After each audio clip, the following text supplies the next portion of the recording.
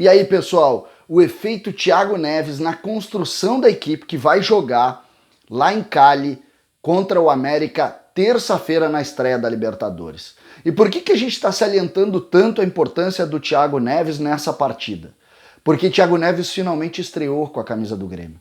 Nós falávamos na semana passada daquela confusão que existia entre o Thiago Neves, que se pensava que o Grêmio contratou, e o Thiago Neves que vinha mostrando um baixo rendimento naqueles primeiros 4 momentos dele, contra o Aimoré, contra o próprio Internacional, contra o Caxias e também alguns minutos contra o Esportivo. E o que nós vimos no jogo contra o Juventude? O jogador que se espera, um jogador interessado, um jogador concentrado, um jogador que buscou a bola, um jogador que tentou jogar quando não tinha a bola. É preciso referir sempre quem esteve no estádio contra o Juventude pôde ver um Thiago Neves interessado. O time perdia a bola, Thiago Neves voltava para compor com os volantes, corria, lutava lá na frente, não deixou em nenhum momento de se dedicar à partida. E é isso que se espera desse jogador. O Grêmio contrata esse jogador exatamente porque sabe que ele tem condição de jogar. Ele tem condição de contribuir de forma importante para a equipe tricolor. Foi por isso que o Renato pensou. O Renato não ia se arriscar. E ele sabe do comprometimento do Thiago Neves. Então ele buscou isso. E nós não tínhamos visto isso. E a crítica começou a pegar. Inclusive teve uma discussão interna o seguinte: ou ele joga logo, ou ele sai. Essa era a discussão. Muito clara, muito pontual. Quer jogar, joga. Por isso é que o Renato botou desde o início. O Renato botou até para dizer o seguinte: vamos, Thiago, vamos, te puxa. E ele se puxou.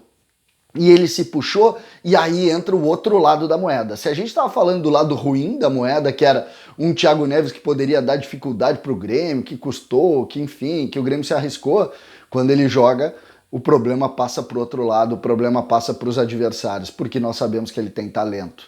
Ele não é um jogador jovem, ele é um jogador veterano já, ele é muito experiente, mas ele é um jogador de talento. E quando se tem jogadores de talento, se tem que ter, sobretudo, respeito com relação ao que eles podem produzir. E acho que, de certa maneira, as coisas começaram a caminhar favoravelmente para o Grêmio através do talento dele. O que se pode dizer? Nós não tínhamos uma ideia de time, se propôs, inclusive, jogar com 3 volantes. Alguém discute hoje como que o Grêmio vai jogar contra o América de Cali? Acho que não. Se alguém for sair contra o América de Cali, vai ser o Alisson. O Thiago não vai sair.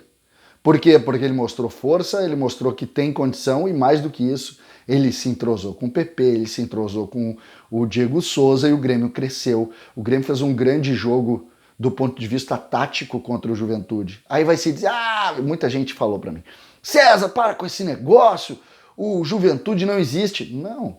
A gente sabe que o Grêmio é mais que o Juventude, mas o Grêmio não conseguiu ser mais contra o Caxias. Qual é a diferença do Caxias para o Juventude? O nome do time e a cor da camisa. E contra o Caxias não conseguiu ser, contra o Aimoré não conseguiu ser, e contra o Juventude conseguiu ser. Por quê? Porque jogou mais, porque entendeu melhor o jogo, porque lutou mais. O Grêmio foi melhor, o Grêmio conseguiu construir situações melhores. E em cima dessa condição nós podemos começar a montar o Grêmio que vai entrar em campo contra o América de Cali, a partir da figura do meia. Lembrem do Renato depois do jogo contra o Caxias, reclamando, incomodado com a figura dos 3 volantes? A prova tá ali.